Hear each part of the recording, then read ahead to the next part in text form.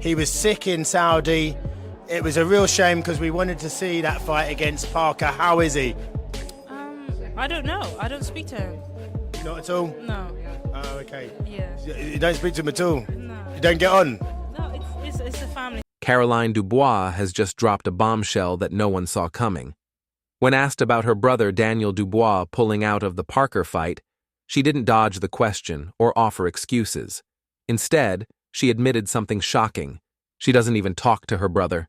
No check-ins, no updates, just complete silence. The moment hit like a left hook.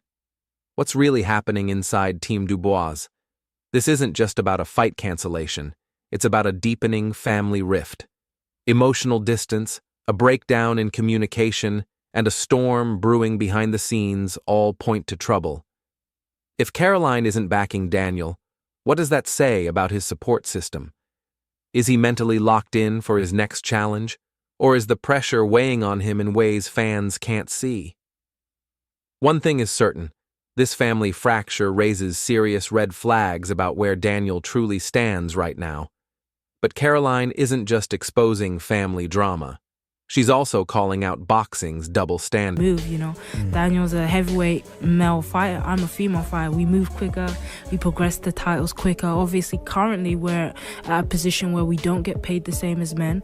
But, that's going to change. So I just think things are just different. Her path in the sport is nothing like Daniel's. While he climbs the heavyweight ranks at his own pace, she's forced to move faster, not by choice, but by necessity. The harsh truth? Female fighters don't get the same time, pay, or opportunities as their male counterparts. Caroline isn't bitter, she's determined. She's speaking out about the pay gap, pushing for real change, and proving that women in combat sports deserve more. For her, this isn't just about winning belts or headlining events, it's about rewriting the rules. She's not just fighting opponents, she's fighting the system. The real question isn't if the gap will close, but how long it will take for the sport to finally catch up. And then there's Daniel. Something happened. I think whatever happened to Daniel Dubois happened to Daniel Dubois. Something happened to him. Okay, mind you, something happened to this lad. However, I'll say this. Nobody told him to stop the fight, but his superiors. But the person that is protecting his career. And who is that? Much is clear, but make no mistake, pulling out of the Parker fight wasn't his call. The decision came from above, from those managing his career, prioritizing their own interests. At the center of it all, Frank Warren. While Dubois was the one in the ring, the real power moves were being made behind the scenes. Was this about protecting Daniel, or was there a bigger game at play? One thing's for sure.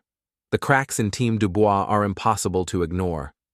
Between a growing family rift, boxing's ongoing gender divide, and behind-the-scenes maneuvering, this story is far from over. Daniel Dubois's team made a decision that sent shockwaves through the boxing world. They saw the risk and pulled him out before the damage became irreversible. I think the team seen the opportunity and they quit that fight. I think they ducked Joseph Parker not because they wanted to. I think they ducked him because I felt they had to. I don't think they would have done anything. This wasn't just about illness or bad timing. It was a calculated retreat to avoid a war they knew might end badly. But let's be real. This wasn't about fear. It was survival. Team Dubois clearly didn't believe he was ready for what Joseph Parker was bringing. The risk was too high, the outcome already slipping away before the first bell. So they made the call, not to surrender, but to protect his future. The real question is, did they secure Dubois' career, or did they put a permanent stain on his reputation in the heavyweight division? Meanwhile, Oleksandr Usyk's reign has been built on brilliance. Elite footwork, precision. Our rematch does come off. Apart from what you would hope for, a better refereeing performance, what else needs to change for Dubois to become victorious this time? I think he's done everything he needs to do. He's changed a lot from that fight. He's grown up a lot. We've seen him in his last 3 performances that he's had. this is a different Daniel Dubois, and this will be, I believe this could be. And a fight IQ that has baffled every opponent. But Frank Warren sees things differently. He's convinced Dubois has cracked the code. Their first fight ended in controversy, but this time, Warren promises no excuses, just destruction. Dubois isn't the same fighter who stepped in last time. He's transformed into a wrecking machine with revenge on his mind. Warren's not just hyping his man, he's sending a message to the division. The aura of Usyk's invincibility is fading, and Dubois is coming to tear down the throne. If this rematch happens, it won't just be about belts, it'll be about legacy. So, was pulling out of the Parker fight a strategic move or pure damage control? What do you think really happened? Let us know in the comments, and don't forget to subscribe for more raw, unfiltered boxing. If he ain't ducking anyone, if that the objective of the fight that unfortunately didn't take place was the winner was going to fight Usyk. Yeah. That's what's going to happen. So it didn't happen, and we are where we are now. So if the Usyk fight can be made, it will be. Breakdowns. Usyk dismantled giants before, but is Dubois the nightmare he never saw coming? Is the king's rule truly unshakable, or is chaos about to reign? Frank Warren isn't holding back. Daniel Dubois is still on the warpath, and the road to Oleksandr Usyk is far from closed. That missed showdown wasn't just a lost fight, it was a stolen shot at legacy. But Warren refuses to let that moment fade into the shadows. The mission is clear. Dubois versus Usyk. No smoke, no mirrors. While the politics play out, Dubois isn't standing still. He's in the trenches, sharpening every tool, preparing to unleash hell when the moment comes. He's training for war, and he still wants it. One question. One? It's one. Okay. Do you want to fight Daniel Dubois next? Yes, I wanna. Will that happen? What? Will it happen next? Good, one question. What did you make? Meanwhile, Usyk's silence speaks volumes. Will he step up and settle the score? Or will Dubois have to bulldoze through the division to force the rematch he was robbed of?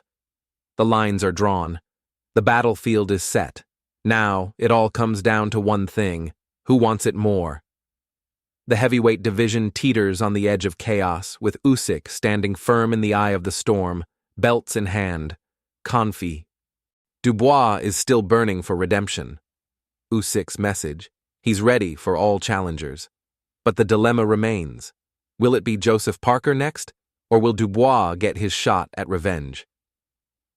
Their first clash left the boxing world divided, and the demand for closure is louder than ever. Yet Parker has earned his place, steamrolling top contenders and making it clear he wants the crown. Got to be able to get them power shots off, but, against somebody like him, Usyk's not chinny, so he's got his work cut out. Usyk isn't facing just one challenger. He has the whole division gunning for him. If he takes them both on, this could be the defining stretch of his legacy.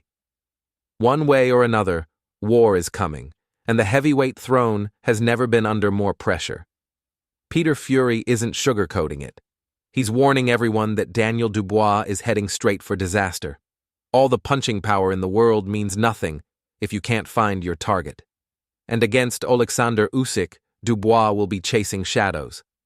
Let's be honest, Usyk isn't just a champion, he's a chess master in a ring full of brawlers. He's turned giants into spectators, outclassed world champions, and made it look easy. Now Dubois, who previously ducked Joseph Parker, claims he's ready for Usyk. But Peter Fury isn't buying it, and neither should you. This isn't courage, it's a Hail Mary. I disagree. I'm in the gym every day and I see these punches, and I've looked at that punch time and time again. It's in the groin, in between the hip and the pelvis. Get it there, and it'll put any heavyweight right off. So, no, it was a low shot. Usyk, have we seen him wince to the body? Yeah, for sure. But he's got to get them shots there, hasn't he? And Usyk seems, so far, to have all the answers. A desperate hope for one big shot. But when that punch doesn't land, what's left? a fighter exposed, unraveling under pressure. Usyk isn't just going to win, he's going to teach Dubois a lesson. 6 rounds? That might be generous. This could be another Usyk masterclass in dismantling hype. And Peter Fury isn't having it. As for Dubois' controversial low blow, let's call it what it was. A desperate, dirty shot. Fury has watched the tape over and over, and there's no doubt in his mind. Dubois didn't land a legit body shot. He went low, plain and simple. Whether it was frustration or panic, one thing's for sure, it wasn't the act of a composed, elite-level fighter. Let's not forget, this is the same Dubois who bowed out against Joe Joyce and bailed on Joseph Parker. And now he's painting himself as the victim against a proven champion. Personally, and I think the fact that Turkey has been mentioned that he wants to see Dubois versus Usyk, Eddie Hearn can say what he wants about, oh, Daniel Dubois is the front runner. At the end of the day, if Turkey Al-Sheikh is saying that he wants to see Usyk versus Dubois, and it looks ever more likely that's what we're going to get, because Dubois is not going ahead with the Parker fight, and it doesn't look like he's going to give Parker a fight anytime soon. So for me, it's being like Usyk? Please. Usyk has been through the fire, harder punchers, better boxers, tougher tests, and he's never cracked. Meanwhile, Dubois keeps folding the moment things get tough. So when Usyk outclasses him again, what's the excuse going to be this time? Or will Dubois finally face the truth? He just doesn't belong at the top? On the other side, despite Eddie Hearn's claims that Dubois is the frontrunner to fight Usyk, it's becoming painfully obvious that Dubois is avoiding the real challenge.